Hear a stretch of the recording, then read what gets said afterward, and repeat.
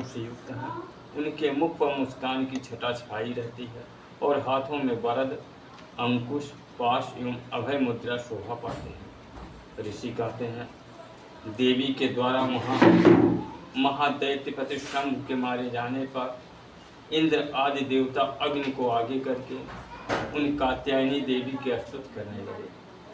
उस समय अभीष्ट की प्राप्ति होने से उनके मुख कमल दमक उठे और उनके प्रकाश से दिशाएं भी जगमगा उठी थी। जय माता राम। देवता बोले, शरणागत की पीड़ा दूर करने वाली देवी, हम पर प्रसन्न हो। संपूर्ण जगत की माता प्रसन्न हो। विश्वेश्वरी, विश्व की रक्षा करो। देवी, तुम ही चराचर जगत की अधीश्वरी हो। तुम इस जगत का एकमात्र आधार हो, क्योंकि पृथ्वी रूप में तुम्हारी ही स्थिति है। देवी, तुम्हारा पराक्रम अलंघनीय है। तुम ही जल रूप में स्थित होकर संपूर्ण जगत को तृप्त करती हो। तुम अनंत बल संपन्न बैठे हो। इस विश्व की कारणभूता परामाया देवी, तुमने इस समस्त जगत को मोहित कर रखा है। तुम ही प्रसन्न होने पर इस पृथ्वी पर मोक्ष की प्राप्ति कराती हो। देवी, संपूर्ण विद्याएं तुम्हारे ही भिन्न भिन्न स्वरूप हैं। जगत में जितनी स्त्रियां हैं वे सब तुम्हारी ही मूर्तियां हैं। जगदम्ब, एकमात्र तुमने ही इस विश्व को व्याप्त कर रखा है। तुम्हारी स्तुति क्या हो सकती है? तुम तो स्तवन करने योग्य पदार्थों से परे एवं परावाणी हो। जब तुम सर्वस्वरूपा देवी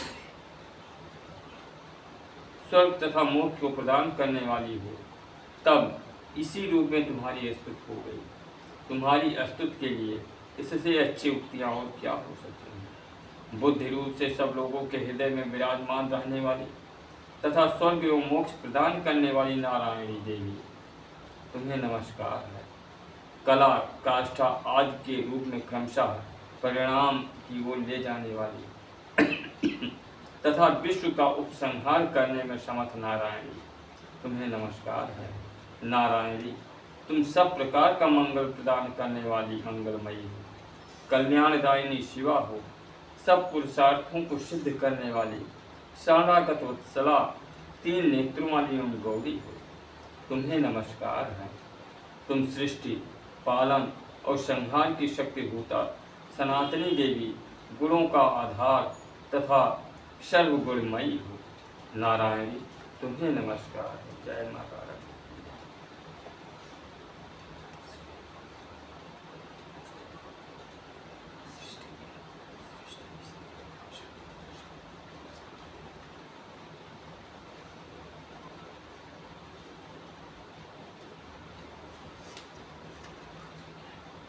शरण में आए हुए दीनों एवं पीड़ितों की रक्षा में संलग्न रहने वाली तथा सबकी पीड़ा दूर करने वाली नारायणी देवी, तुम्हें नमस्कार है। नारायणी, तुम ब्रह्माणी का रूप धारण करके हंसों से जुटे हुए विमान पर बैठती तथा कुश मिश्रित जल छिड़कती रहती हो।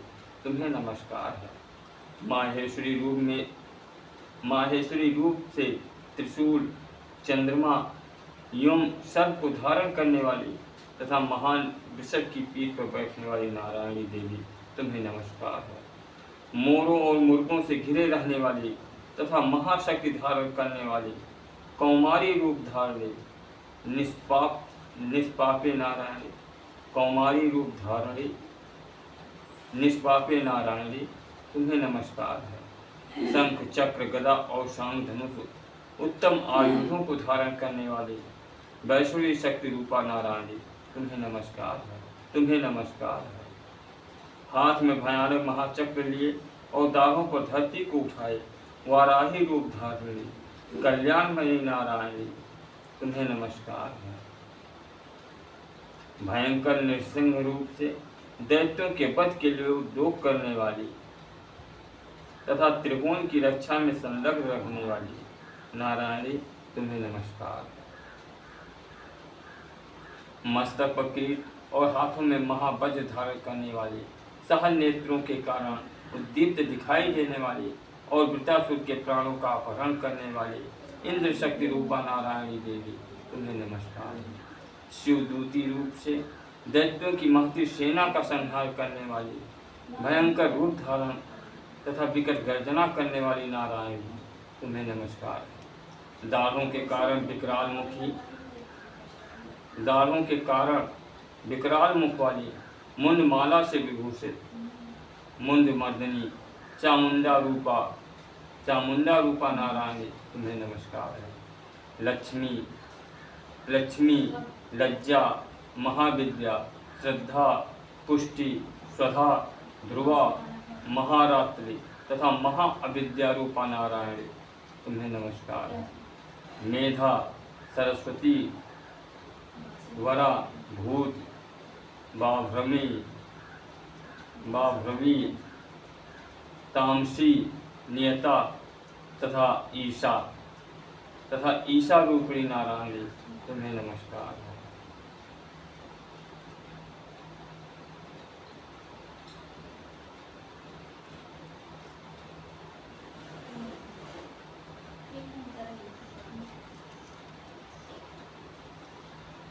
सर्वस्वरूपा, सर्वेश्वरी तथा सब प्रकार की शक्तियों से संपन्न दिव्य रूपा दुर्गे देवी, सब भयों से हमारी रक्षा करो तुम्हें नमस्कार है।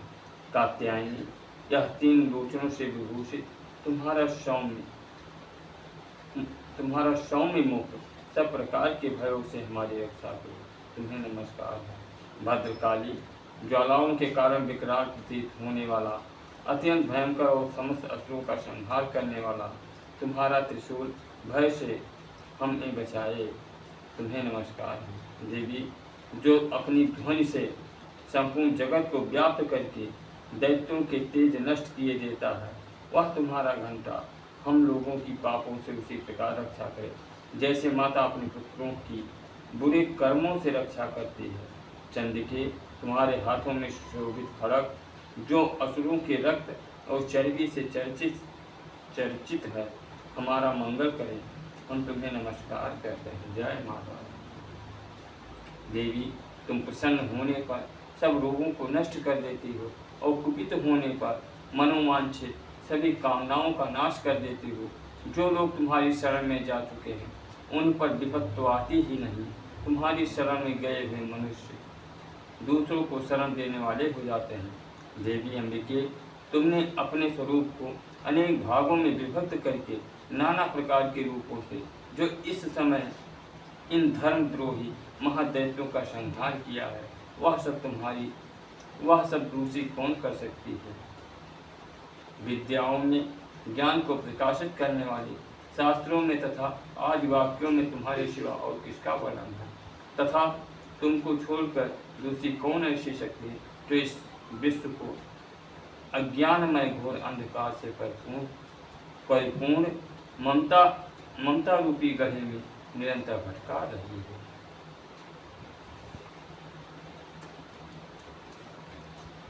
जहाँ राक्षस, जहाँ भयंकर विष वाले शब्द, जहाँ शत्रु, जहाँ लुटेरों की सेना और दावानल हो, वहाँ तथा समुद्र के बीच में भी साथ रहकर तुम विश्व की रक्षा करती हो। विश्वेश्वरी, तुम विश्व का पालन करती हो, विश्व रूपा हो, इसलिए संपूर्ण विश्व को धारण करती हो। तुम भगवान विश्वनाथ की भी वंदनीय हो। जो लोग भक्तिपूर्वक तुम्हारे सामने मस्तक झुकाते हैं वे संपूर्ण विश्व को आश्रय देने वाले होते हैं। देवी, प्रसन्न हो, जैसे इस समय असुरों का वध करके तुमने शीघ्र ही हमारी रक्षा की है, उसी प्रकार सदा हमें शत्रुओं के भय से बचाओ। संपूर्ण जगत का पाप नष्ट कर दो और उत्पात एवं पापों के फलस्वरूप प्राप्त होने वाले महामारी आदि बड़े बड़े उपद्रवों को शीघ्र दूर करो। विश्व की पीड़ा दूर करने वाली देवी, हम तुम्हारे चरणों पर पड़े हुए हैं, हम पर प्रसन्न हो। त्रिलोक निवासियों की पूजनीय परमेश्वरी, सब लोगों को वरदान दो। देवी बोली, देवताओं, मैं वर देने को तैयार हूँ, तुम्हारे मन में जिसकी इच्छा हो वह वर मांग लो। संसार के लिए उस उपकारक वर को मैं अवश्य दूंगी।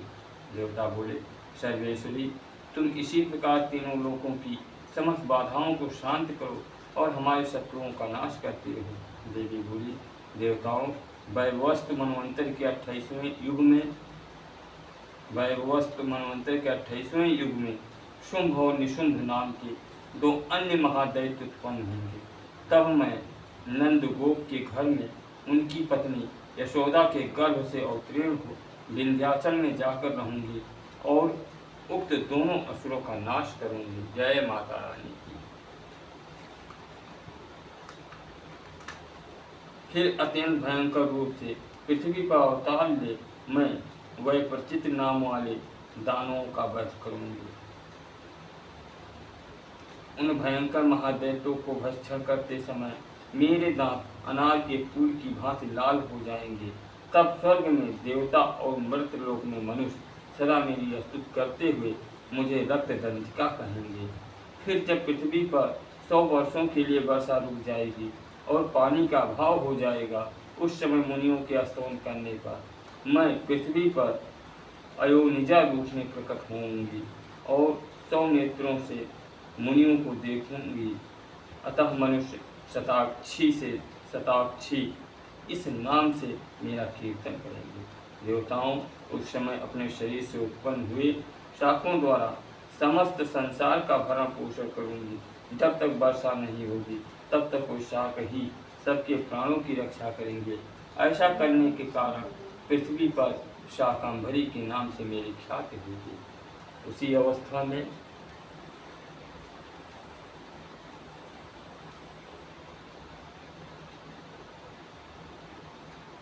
उसी अवतार में मैं दुर्गम नामक महादैत्य का वध भी करूंगी। इससे मेरा नाम दुर्गा देवी के रूप में प्रसिद्ध होगा।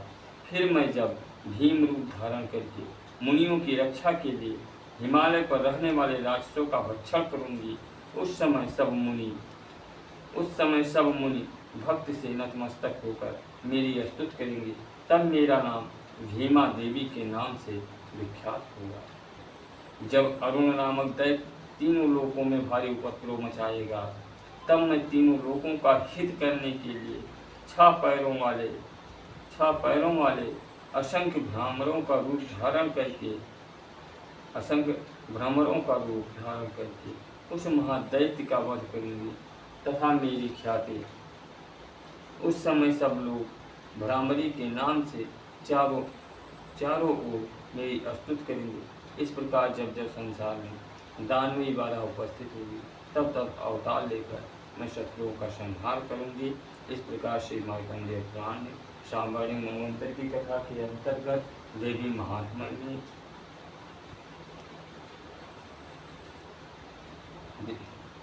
मनवंतर की कथा के अंतर्गत देवी महात्मा में देवी स्तुति नामक 11वां अध्याय पूरा हो। जय माता।